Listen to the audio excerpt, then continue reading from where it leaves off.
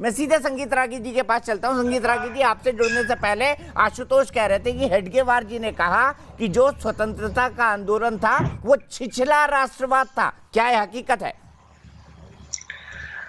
देखिए, मुझे पता नहीं है कि आपके मित्र आज इतने बड़े उखड़े हुए क्यों हैं। उनका चेहरे का जो तस्वीर जो उभर करके आ रही लगता है बहुत गुस्से में है। अरे भाई, एक विश्वविद्यालय की स्थापना हुई है, इस पर इतना उससे आपको इतनी परेशानी नहीं होनी चाहिए। इनको लगता था कि जो पश्चिमी उत्तर प्रदेश है वो भारतीय जनता पार्टी से चला गया है।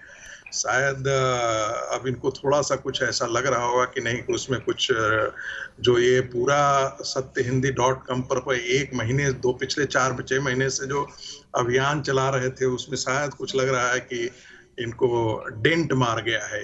ये महसूस हो रहा है। ये चेहरे की हंसी नहीं है, ये कुछ और बयां करती है। बहरहाल देखिए, मुझे आपकी बात सुन के बहुत हंसी आ रही है संगीत जी, और आशुतोष भी हंस रहे हैं। देखिए वो जानते हैं कि मैं क्या खाने वाला हूँ। देखिए दीपक जी, जब हम आज भी ये कहते हैं और मेरा आज भी मानना है कि भारतीय राष्ट्र का जो मूल चेतना था, उस मूल चेतना को भारतीय राष्ट्रीय कांग्रेस ने खत्म कर दिया। और भारतीय राष्ट्रीय कांग्रेस आजादी के समय भी एक दो परंपरा थी। एक बंकिम विवेकानंद की परंपरा थी जिन्होंने भारत को परिभाषित किया। दूसरी एक परंपरा थी जिसे नेहरू की परंपरा हम बोल सकते हैं। वामपंथियों की एक अपनी परंपरा थी, उस रूप से उन्होंने देश को परिभाषित किया। जो बंकिम विवेकानंद महर्षि अरविंद की जो परंपरा का भारत था, उस भारत का खात्मा कर दिया इन्होंने।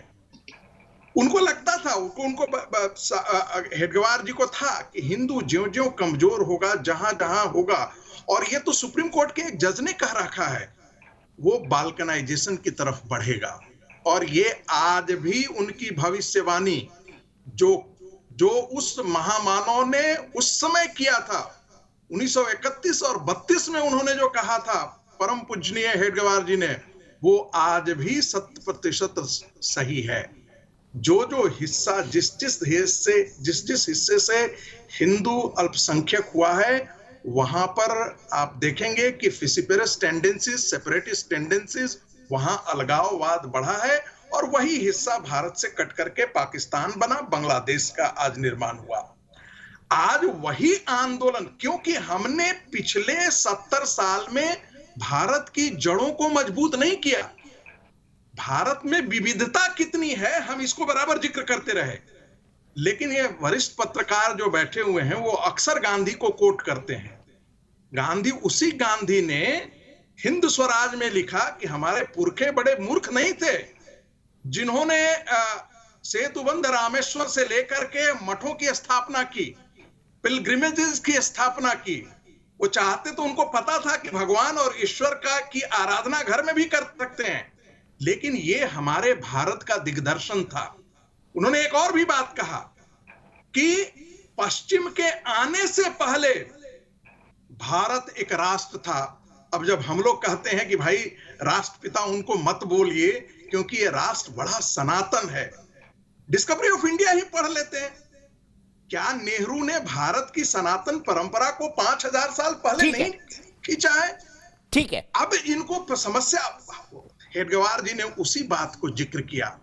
आप हिंदू इस भारत का मन है, हिंदू भारत की चेतना है, नहीं तो आप इसे तालिबान में कन्वर्ट करते हुए देर नहीं लगेगी साहब। ठीक है, मैंने एग्री किया। देखा है कि भारतीय जनता पार्टी के चुनाव हारने के बाद 70,000 से ज्यादा लोगों को पलायन करना पड़ा।